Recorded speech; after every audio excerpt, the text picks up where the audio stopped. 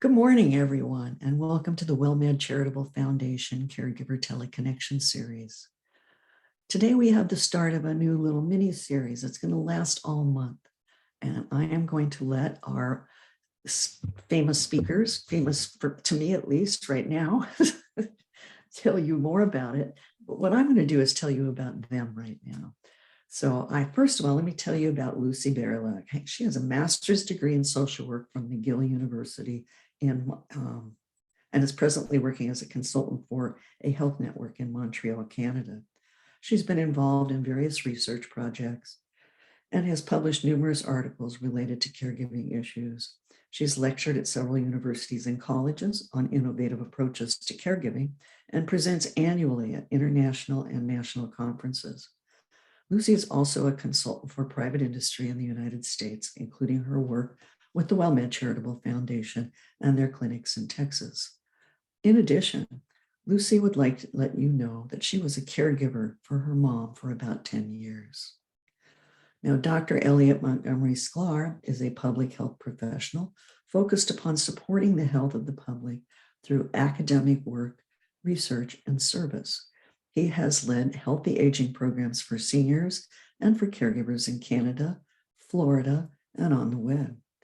Dr. Sklar is an associate professor of healthcare sciences at Nova Southeastern University in Florida. He publishes and presents his work internationally, which is focused on the complexity of issues related to aging and caregiving. And with that, I'll let Elliot and Lucy take over. I'm the facilitator. Sorry, my name's Evelyn Greb, in case you've never heard my intro before. Thank you. Thank you so much. Thank you so much, Evelyn. Lucy, do you want to share a little bit about our unique format for this series? Sure. We're going to do something a little bit different today. We're going to have our regular session of 1 hour with question period. And then we're going to invite you for an additional half hour for those of you who want to participate and ask more personal questions about this topic. And Elliot and I and Evelyn perhaps will be able to answer your questions. So we're going to shut the recording down. So it's very anonymous. You don't have to show your name or your face for that matter. And so we'll see how that works. So with that, Elliot, if there are any questions about this new service, you can ask right now.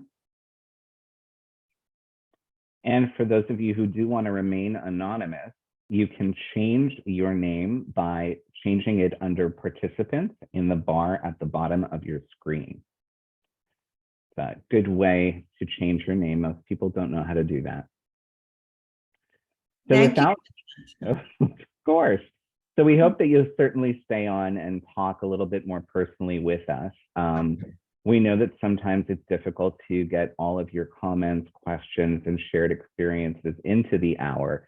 And we thought, since we were talking about emotions, that this would be a great opportunity to have a little bit more candid dialogue. No slides, no presentations, just discussion. So without further ado, and we certainly, I made this corny joke earlier, but we hope that you won't be afraid to participate or ask questions as we talk about how to cope with fear today. Early in the pandemic, we began a program called A Series of Emotions because there were some feelings and experiences shared by many caregivers, which also aligned to concerns that we had about COVID. Now, we hadn't facilitated this program in the last 2 years, but we felt that it was time to revive it.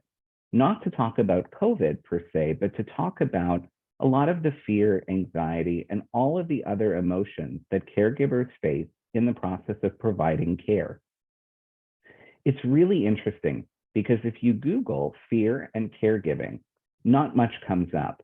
And I did a full lit review on the topic. Not much came up either, which for me as a researcher was very hard for me to wrap my head around. Caregivers often feel fear at the initial prospect of even providing care, doing some of the job wrong in some way. We fear the declining health of a care recipient, and at times feel anxious or fearful about our own health in relation to the person for whom we're providing care. What happens if a caregiver gets sick? Where are the safety nets? There's fear in leaving a loved one, for example, in the care of a stranger, or even more so as it relates to long-term care placement. Just last week, I heard from a caregiver who feels like every doctor appointment that she takes her care recipient to fills her with fear because she and her care recipient are both immunocompromised, and yet masks are no longer required in medical settings, yet COVID rates here in Florida are very high. So fear is something that we live with routinely, and we'll talk today about ways to acknowledge fear and to cope. Thank you for that, Elliot. You're so right. You know, fear is something that most of us feel from time to time. It's very important to acknowledge your fears, but to try and understand where the fear is coming from. And is the fear real? And do I have any way of controlling it? You know, fear is very personal. And that's why we're kind of wanting to, if you would like to share a little bit more of what you're going through at the end of the session or during the session, we welcome it.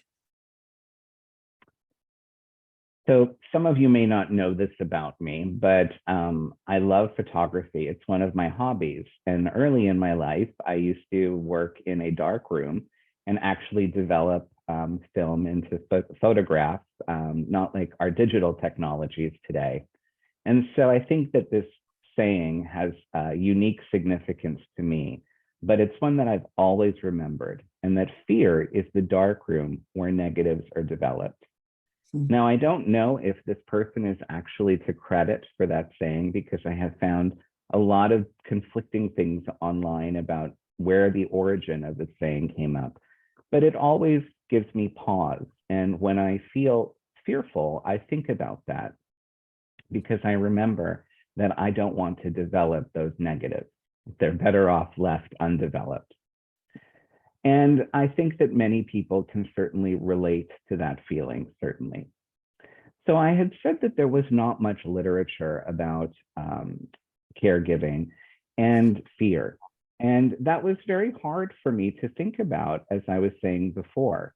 So I think it's important that we recognize the things that we're fearful about. And certainly if we're spending more time in healthcare environments, for example, with a care recipient, we might be more fearful about our own health too. Something that we have talked about when we facilitated our program for healthcare workers was that sometimes our knowing more actually can incite more anxiety because we know more. And there is that old saying that ignorance is bliss, not something that I necessarily agree with at all. I'm an educator, so how could I? But we have to recognize where our fear and where our anxiety come from. There is a lot of fear still going on about COVID, and I wanted to just very briefly talk about this and talk about it personally. I'd mentioned this caregiver in Florida who reached out to me because of fear that she was experiencing taking her father, who has Alzheimer's, to medical appointments. Now, here in Florida, masks cannot be mandated, including in healthcare settings. And even though she and her father wear N95 masks to keep themselves safe, they're both immunocompromised, and she experiences anxiety because of long wait times in waiting rooms. And it's the only real enclosed public space that she and her father visit. So there are things that you can do. Certainly you can ask to wait outside in your car or simply outside if you feel more comfortable. If you discuss perhaps in advance your discomfort with the office staff, they can call you when they're ready for you to come in. They might also have a separate waiting room for you. You know, it's interesting that we talk about this now because it's 3 years this month since we went into lockdown. And I'm wondering if any of you participating today can tell me about that first day when you remember that we went under lockdown. So if you're on the phone, folks, just press *6. If you're zooming in, you can unmute yourself, put your hand up, go to the chat room. We really would love to hear from you. It's an interesting question. And you'll see that there's a reason why I ask it in a moment, because I don't see too many people clamoring to share their experiences. Well, I can share one if you don't mind. Please. I had planned for 5 months to take my grandchildren to the Monterey Bay Aquarium. And we flew out the day before they announced it was an epidemic. And imagine my fear of getting those kids home on a plane the next day, figuring out how to do that. I mean, it was a very frightening experience. I can imagine and well appreciate that. And we have a, yes, go ahead. I was going to read the chat box. I don't remember the first day, but the weeks that followed when we were asked to stay inside and away from people. And I thank you for sharing that. So if your memory of those first few days is fuzzy, you're not alone. And actually, that is because fear actually disrupts our memory, which is an important thing for us to consider. Now, Evelyn, I think one of the reasons you most vividly remember the experience is because you were out of your normal routine and traveling, and so certainly that was very memorable. But for many of us, myself included, I don't really remember that first day when lockdown was announced. I remember the weeks that followed, like our participants shared, but it's important for us to think about the fact that fear disrupts memory. And for those of us who care for people with memory issues, this is also very important for us to think about, and also why it's important to help alleviate feelings of fear and anxiety where possible. I'm sure, for example, that the person I was talking about who gets anxious in waiting rooms, I'm sure her anxiety is made known or visible in some way to her father, even with Alzheimer's and his condition has progressed. I know the family very well. Certainly body language is a lot, and that's something that we have talked about before in terms of communicating. So I think that a lot of us still 3 years later experience some residual trauma from the pandemic. And I remember seeing the images of refrigerator trucks storing bodies 3 years ago. I personally lost friends and colleagues to COVID. I remember when that Red Cross ship went into New York and passed by the Statue of Liberty, and those images are really emblazoned in my mind. And so, yes, I think it's still very triggering, and something that I have found very triggering are actually a lot of the TV commercials on recently telling us how bad COVID can be for some groups of people, including for those who are overweight or who have asthma, which speaks very much to myself. I am asthmatic and overweight. So the ads tell us to make a plan, but for what? And that's why I included this image here of that ad for Paxlovid, as you might have seen on TV. Well, I do think planning is certainly important, and I wish that they had told us all what to plan for. And I want to share personally that I had COVID a few weeks ago, and it completely knocked me out. I had not felt that sick in a very, very long time. I had fatigue and body aches well beyond the realm of a flu. And I had not planned on that, especially since I just got my updated booster just before the Christmas holidays. So then there were those ads on TV telling me how much more severe my COVID could be if I were overweight and asthmatic. So I felt quite fearful at home being sick. And those ads were not very helpful as I was laying in bed and trying to watch TV and relax. What was also surprising to me is that I called my physician's office and I was prescribed medication to manage my asthma, not prescribed Paxlovid, which was fine. But that still meant that someone had to go out and get the medication for me and drop it off. I also needed comfort food, soup, and things like that. Now, thankfully, we live in a world where all these things can be delivered. But when you're a caregiver, you have to consider what help you might also need if you have to care for someone and you're sick. So the other strange thing was we're now told to isolate for 5 days from the onset of symptoms and not to even bother retesting ourselves because you can test positive for weeks after initial infection. That wasn't very reassuring news for me, and it didn't make much sense.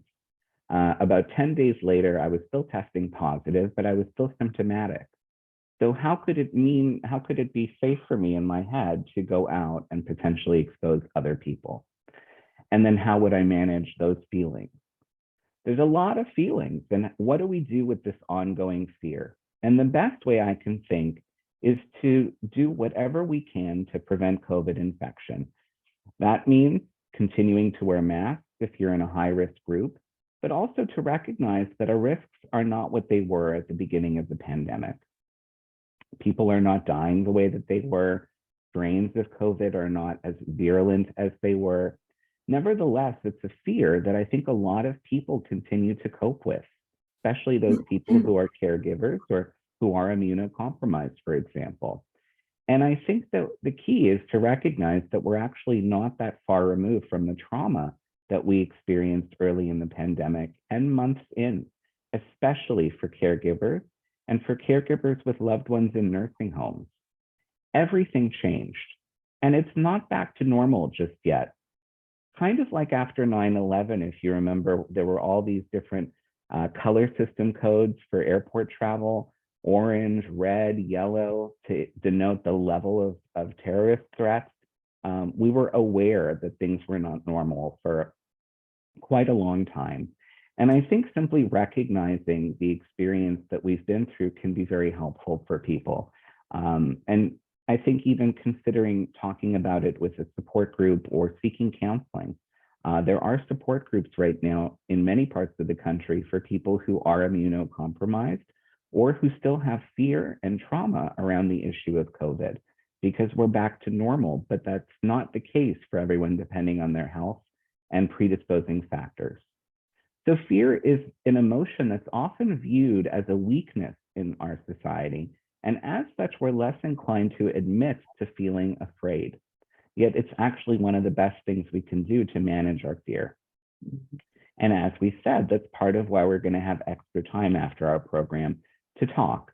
But I did want to see if anyone had any questions or comments or anything that they wanted to share about their experience in medical settings now, post-pandemic. You've got a chat there. Hang on, let me scroll up. I was told not to return to work the next day about 30 minutes before the end of my day. Hold on, is that the first one or the second in a chain? I think it's the second. Oh no, sorry. I was told not to return to work the next day about 30 minutes before the end of my day. That never happened to me before, and I just didn't know what to think. A few weeks later, I was informed my disabled brother was COVID positive, hospitalized, and I was overcome with fear. He was very lucky and recovered. Thank you for sharing that.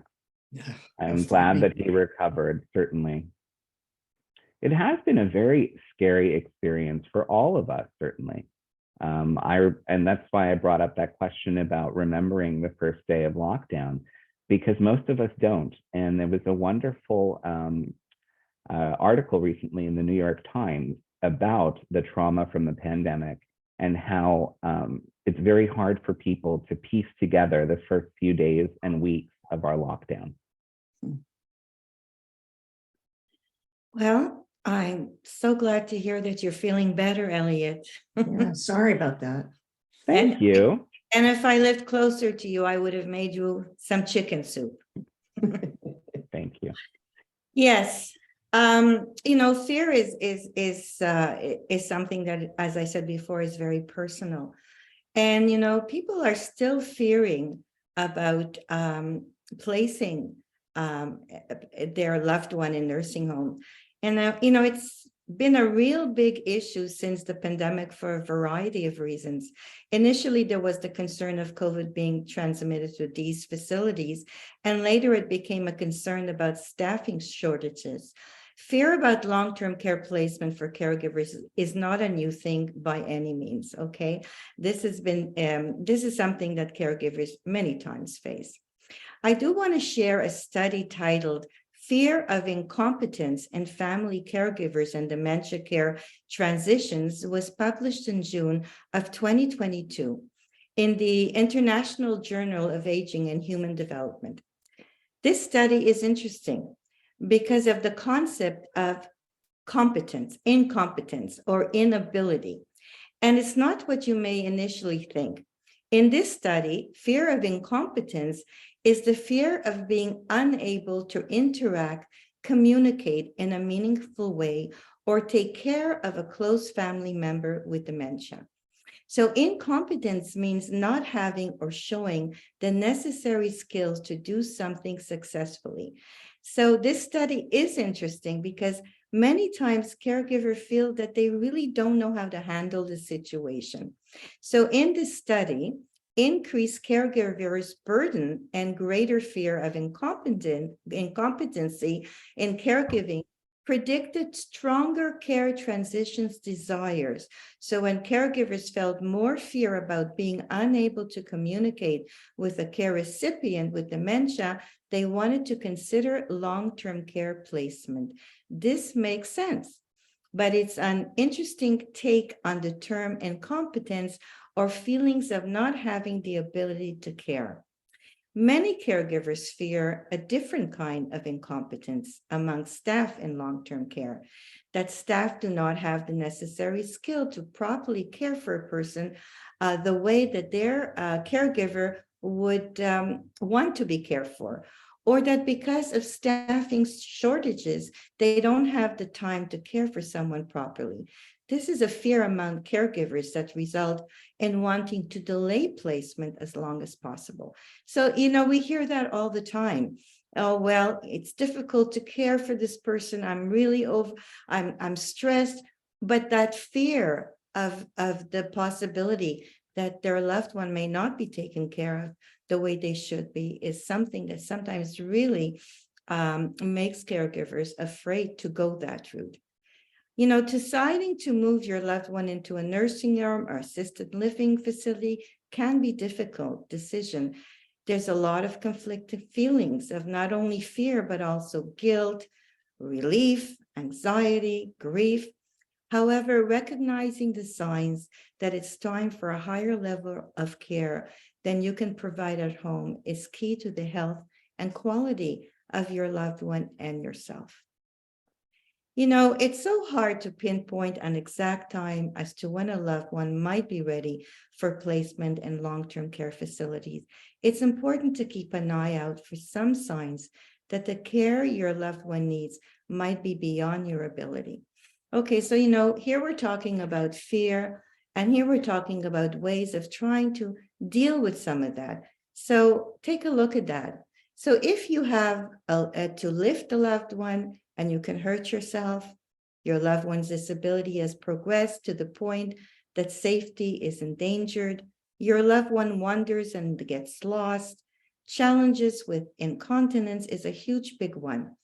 Other major responsibilities are being neglected to the point of creating problems for you or your family. You're experiencing chronic caregiver burnout and declining health. Your personal relationships are suffering. You don't meet all of your loved one's needs. So remember, it is key to feel sadness, grief, and even stress about moving your loved one into assisted living. Keep in mind, it is what is best for their health and for your happiness as well. So let me throw a question at you now. Is anyone participating today feeling afraid of considering long-term care for their loved one?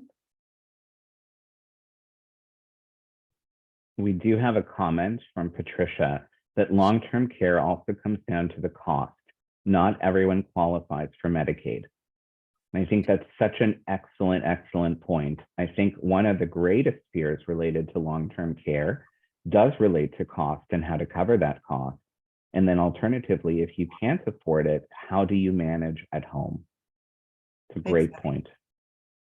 Yeah, financial burden is a tremendous fear. I mean, you can become very anxious and fearful about what the future will bring.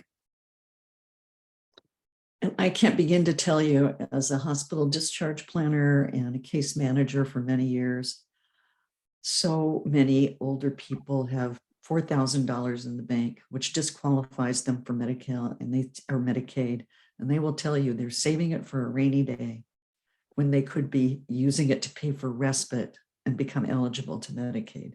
I always tried to explain to them, but I think it's the older, especially the oldest generation we have now, who went through the Depression, who went through the wars. It's like they don't want to lose that little piece of money that gives them independence. We have another comment in the chat. My mom is the CCRM on the independent living side. However, she now has an aide and really needs more help, but the cost she has to self-pay, which is why we have to assist. Right. It's something that a lot of people are challenged with, and something that we dedicate an entire session really to in our series called Aging in the 21st Century, as we look at how to cover the costs of long-term care. And the WellMed Charitable Foundation has a number of programs actually in our archive that you can review from previous programs that have been recorded specific to this topic as well. There are some resources there that might be helpful. I think that a key for many caregivers really is to look at the caregiver's own health. And I say this because many caregivers experience a decline in their own health as caregiving responsibilities mount. And then when a care recipient's health continues to decline or deteriorate, despite all of our best efforts, as we know is the case with disease progression. So it's important to identify, what are you afraid of? And it's a good thing for caregivers to take some pause and think about, because it's only once we identify what our fears actually are that we can look at them more concretely. And we're going to play a little interactive game in a moment. I think this, Lucy, the study that you shared was very interesting, not only because it's one of the few studies that actually looks at the concept of fear among caregiving, but that looks at the concept of fear of failure, really. To me, that was what I felt as I heard the definition of incompetence. Unlike in a job or in a school, a lack of feeling successful in providing care is something so personal. And after all, it's usually someone that's personally very close to us for whom we're providing care. So that fear that we do or do not have the ability to care for them, it really resonates. Research actually shows that the thing that improves caregivers' abilities and skills is a caregiver's level of confidence in being able to complete caregiving tasks. So in a sense, it's a matter of perspective and mindset. And on the other hand, caregivers receive no formal education or training to complete those specific tasks. So it's certainly not something that everyone aspires to do or has the capacity and patience to manage. And it's very hard to find, for example, a course that you can take to give you the skills that you need. So most caregivers fear how bad it's going to get, how long it's going to last, and how much it's going to cost. We worry about what will happen if our care receiver's condition worsens and we can no longer care for them or ourselves, or to care for them ourselves. I think many people we've heard from also worry about finding help or having to move out of their homes. We certainly have heard that people fear what life will be like when a loved one passes, and sometimes people worry that they will pass away before their loved one does. These are all very legitimate fears, and if these thoughts are keeping you awake, then you need to take some action to start making your life feel a little bit more manageable. And I think that starts with awareness and action.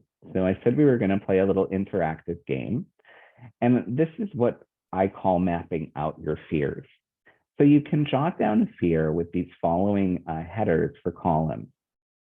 So you can write down the fear, whether or not it's likely to happen, what the worst case scenario might be, and then what the action can be that you can take. So for example, if your fear is placing a loved one in long-term care, is it likely or unlikely to happen? Well, that depends on a lot of things, like if the symptoms are manageable for you or not, if you have good support, if you have in-home care, what your level of confidence is in your level of skill or ability. Is it likely to happen? if the disease progresses, if you have a lack of support or time or availability or respite or in-home care.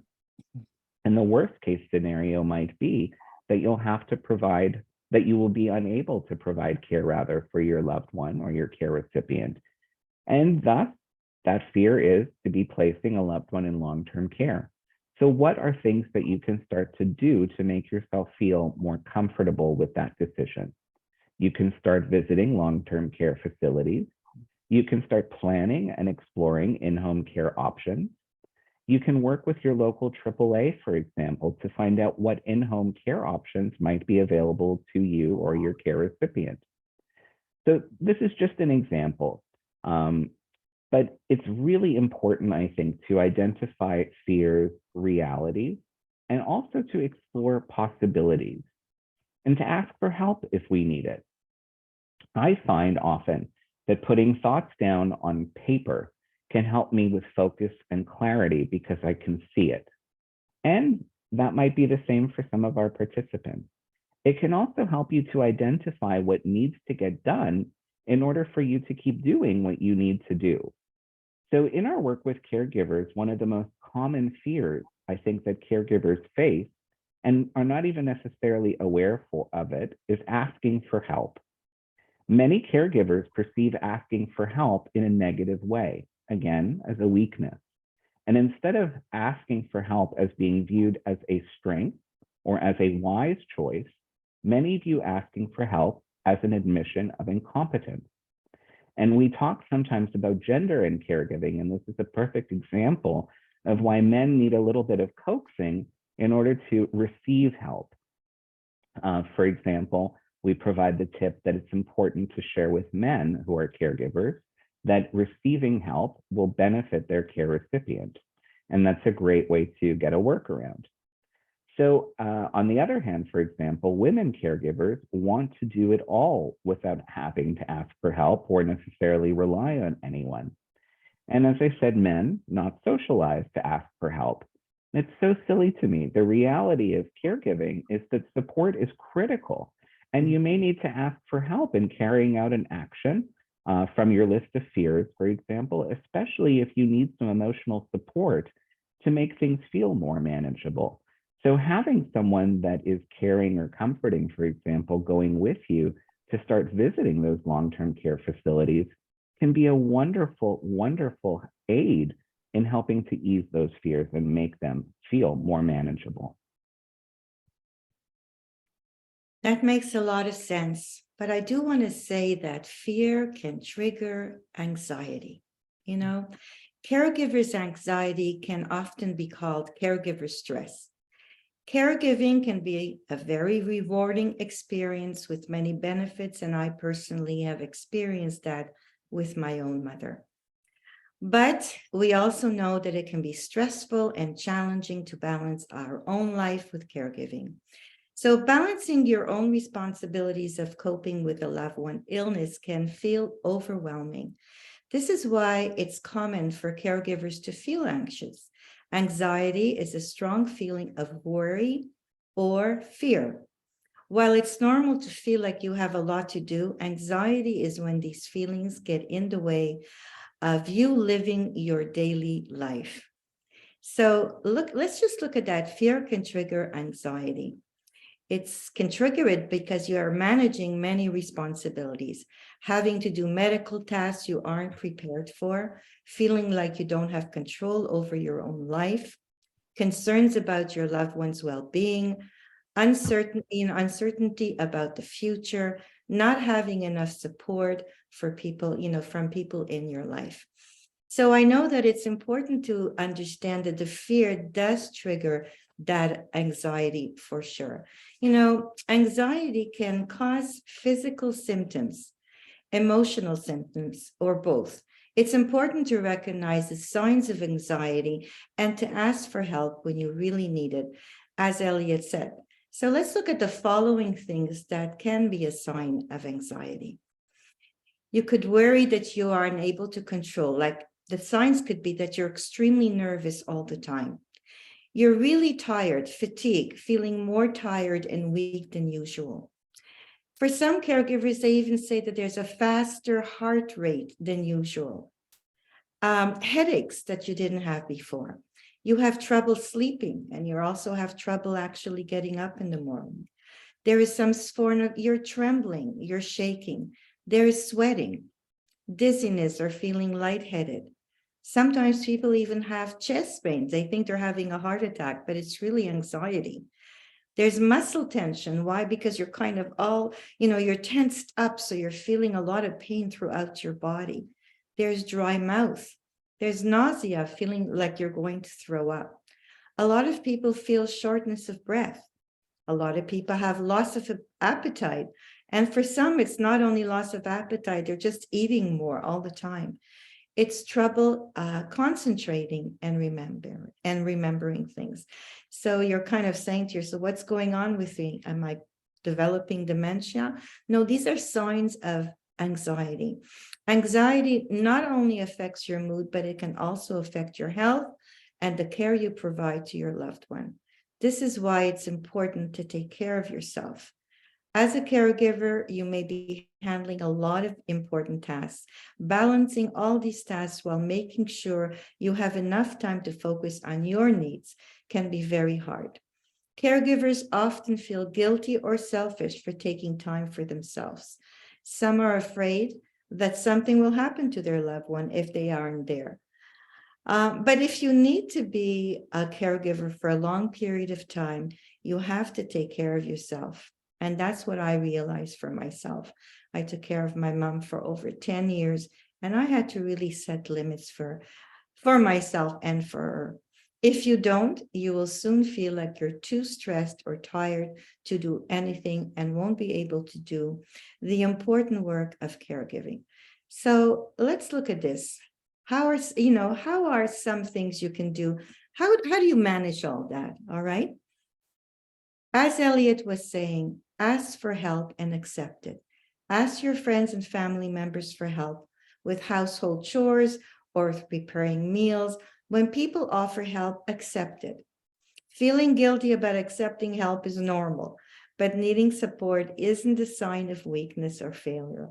The less overwhelmed you feel, the better you'll be able to take care of yourself and your loved ones. The other thing is prioritize tasks. Being a caregiver comes with many responsibilities, such as managing medications, cooking, handling paperwork, scheduling appointments, monitoring symptoms, and a lot more. It may feel like you need to do all these tasks or at once, but that's impossible. Choosing what you need to do first will help you stay organized and feel less overwhelmed. You may find it helpful to create a checklist of things you need to do today, this week, or this month. If you aren't sure how to prioritize tasks, ask for help. Check in with yourself. Ask yourself how you're feeling and consider your own emotions. Some caregivers find it helpful to keep a journal. It helped me a lot. Others find it helpful to write out their thoughts and feelings. Some people prefer to express themselves through art, yoga, and dance. You just kind of give your mind a little bit of a rest, and all of a sudden, you sort of understand where you need to go. Many times for yourself, yet make time for yourself.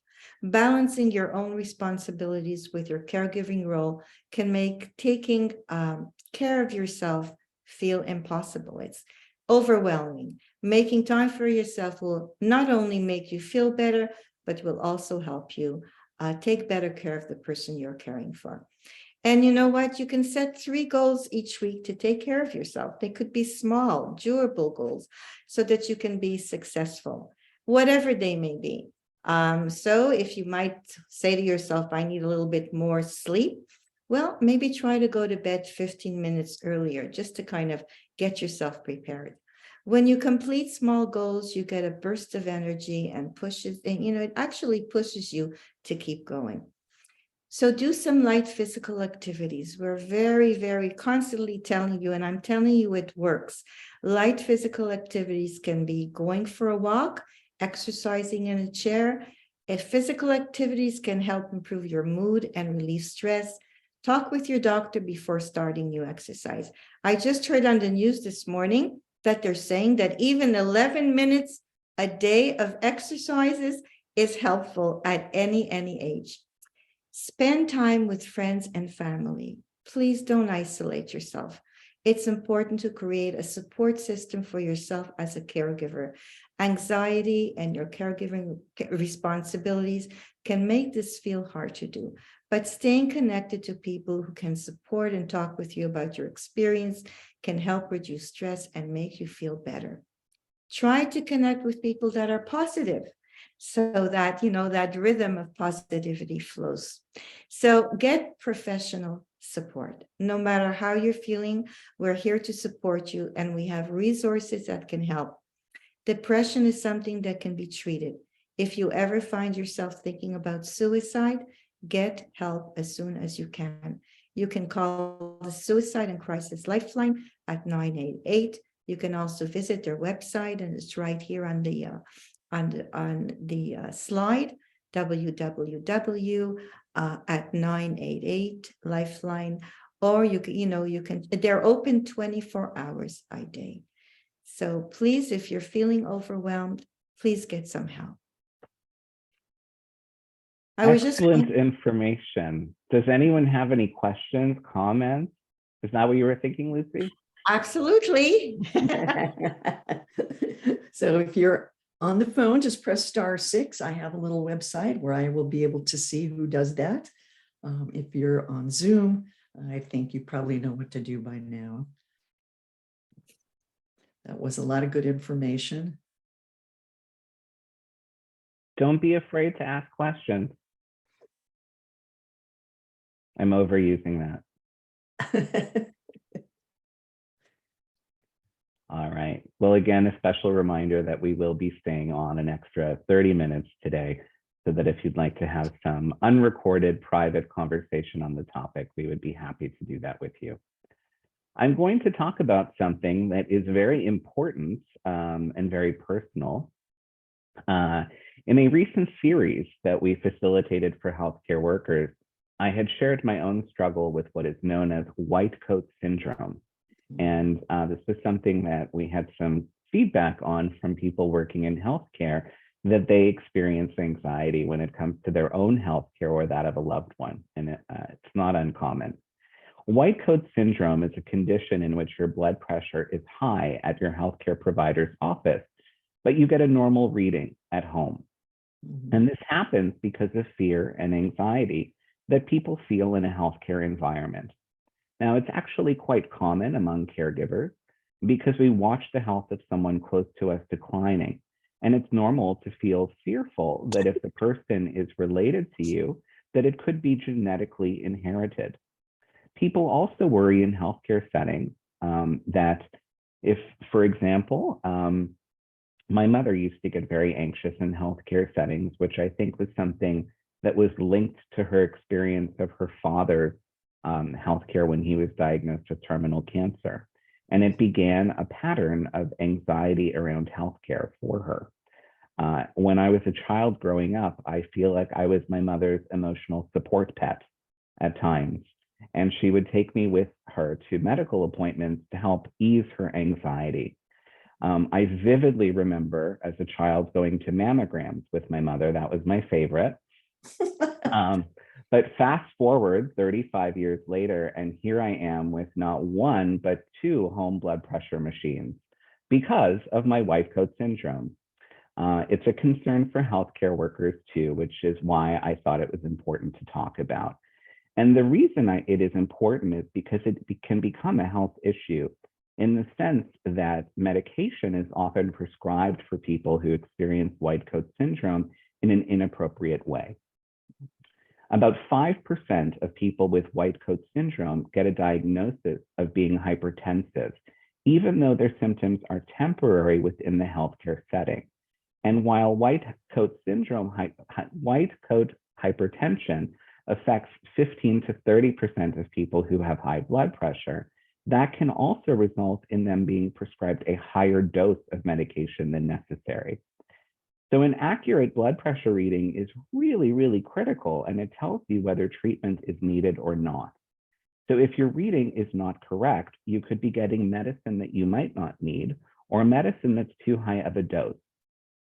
So if your blood pressure reading is artificially high in the healthcare setting, your provider might also think that your medication is not working the way that it is supposed to. So it is a really serious healthcare issue that is not talked about very much. And I am getting so personal with you here. This is a photo of my own blood pressure reading last evening, and it was perfection. So this is what I do now, because I have my physical next Thursday, is I begin a week prior to document my blood pressure readings at multiple points during the day. I take photos so that I have physical evidence, and I also log my pulse. Because despite the blood pressure reading that you're seeing here as being wonderful, when I go to my healthcare provider, my pulse can skyrocket to 140, 150, and my blood pressure can go up to 200 over 120. Whoa. Bells and whistles go off on the blood pressure cuffing machine, which then heightens my anxiety even more. And it's just all in all a wonderful experience. So what can you do? You can log your blood pressure ahead of time and make your provider aware of your potential white coat syndrome. It's really important to have a good relationship with your healthcare provider so that you can speak with them easily. But something that I will share as being a challenge right now is that there's been a lot of turnover in healthcare, and the nurses and medical assistants that I used to see at my doctor's practice are no longer there. So I never know who I'm going to see. So if you don't feel comfortable with your provider, find a different one. Speak openly about your experience so that you don't get a wrong diagnosis. And if you are prone to white coat syndrome, you're also more likely to feel fearful and anxious in a medical environment. And if you learn what we shared from today's program, that causes a memory lapse. It can cause some challenges with our memory. So bring a list of questions with you so that you're not anxious and forget to ask them, and that you can write down responses. Also, allow extra time for your appointment. I know that I have to commute there and get there through driving on the highway, which can sometimes take a long time. I like to leave myself a lot of extra time so that I don't feel stressed about getting there. I also avoid caffeine and exercise ahead of my appointment, because these things can raise our pulse and our blood pressure, as can actually sitting in traffic, which is another reason I like to get there ahead of time so that I have time to decompress and breathe deeply and calm down. So these are some tips that can be helpful, but unfortunately, there's no quick fix. Lucy, you're on mute. Thank you. Thank you for that, Elliot, for all those tips. I just want to go back to the fear. Fear is part of who we are. A lot of the things that trigger our fears are from our childhoods and things that we were scared of, no matter what. They could be spiders, and maybe you got over it, but you still have it. So, that's why it's so important to acknowledge your fear and be able to see where it's coming from. Is it real? Is it something that's actually something that you can control? So I know that I'm just looking at the time, and I know that Evelyn has a few things that before we kind of wrap up. If anybody has a question now, by all means, go ahead. And just when Evelyn will be finished, I'll just give you a little heads up of what's going to happen next. So just think about it. What were you afraid of as a child? And if you were afraid of something, is that still there for you today? And if it is, it's going to trigger things for you. And if you're a caregiver, all the things that we discussed today are amplified 2,000 times. That's why you see a picture of my blood pressure reading. But I thought it was very important to share something personal, because as you said, Lucy, all these things are based upon our lived experiences and traumas. Absolutely. And Absolutely. what I'm realizing now in my 40s is that the anxiety I feel around healthcare was never mine. And I'm trying to get rid of that. And that's why life is all about growing and learning. It's always there. For sure. So we do have some resources that I wanted to just put up as we're still talking. And I do hope for those participating that you will stay on with us for our discussion portion. But I have also included our link to our next in this series, which will focus on anger, which is a very central feeling for a lot of caregivers. And we have some very unique things to talk about. Great. Anybody have a final question or two? No? Okay, well, let me tell you a little bit about what's coming up on the WellMed Charitable Foundation Caregiver Teleconnection, because we have a big, long list of experts who are going to talk to us this month. In addition to Lucy and Elliot doing 3 more on the series of emotions, and those will include anger, uncertainty, and processing sadness, which will all be extremely important, particularly for caregivers. We also have beginning the dementia journey with Tam Cummings. We have a Spanish session that's going to happen next Tuesday on caring for an older adult with bad behavior. We have the dangers of addiction with Lucy coming up.